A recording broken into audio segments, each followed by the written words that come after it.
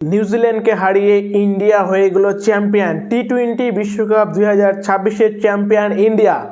Coach Gautam Gambhir, captain Suryakumar Yadav, bowling ইউনিটে নেতৃত্ব দিয়েছে সেখানে জাসপ্রীত বুমরাহ 4 ওভারে 4 উইকেট এবং ব্যাটিংয়ে সেখানে সঞ্জু স্যামসনের 89 রান, 50+ স্কোর সেখানে অভিষেক শর্মা, 50+ স্কোর সেখানে তিলক বর্মা, ফিনিশার সেখানে শিবম দুবে।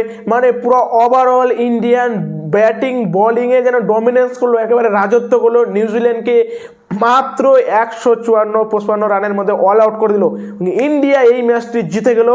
কোচ গৌতম গম্ভীরের নেতৃত্বে আরও একটি ট্রফি চলে আসলো ইন্ডিয়ার ক্যাবিনেটে এবং ইন্ডিয়া ব্যাক টু ব্যাক টি-20 বিশ্বকাপ চ্যাম্পিয়ন হয়ে গেল। 2024-এ সেখানে ক্যাপ্টেন রোহিত শর্মা এবং 2026-এ সেখানে ক্যাপ্টেন সূর্যকুমার যাদবের নেতৃত্বে ইন্ডিয়া হয়ে গেল ব্যাক টু ব্যাক টি-20 চ্যাম্পিয়ন এবং প্রথমবারের মতন কোনো দেশ যে কিনা তিনবার টি-20 বিশ্বকাপ চ্যাম্পিয়ন হয়েছে সেটা হচ্ছে ইন্ডিয়া। এবং ইন্ডিয়ার পুরো 140 কোটি জনতাকে আজ খুশির মুখ দেখালো।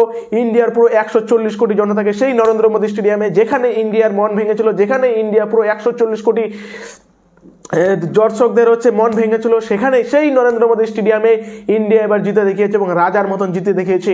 একবার টোটাল ডমিনেন্স নিউজিল্যান্ড, যেই নিউজিল্যান্ড 2019-এ আমাদেরকে কাঁদিয়েছিল, যেইখানে সে আবার 2023-এ যেই নরেন্দ্র মোদী স্টেডিয়ামে অস্ট্রেলিয়া আমাদেরকে কাঁদিয়েছিল, সেইখানে সেই নিউজিল্যান্ড 2019-এর বদলা এবং 2023-এ অস্ট্রেলিয়ার বিরুদ্ধে যেভাবে আমরা হেরেছিলাম নরেন্দ্র মোদী স্টেডিয়াম, সব কিছুর বদল নিল কিন্তু আজকে এই সূর্যকুমার যাদবের টিম এবং ইন্ডিয়ান এই টিম।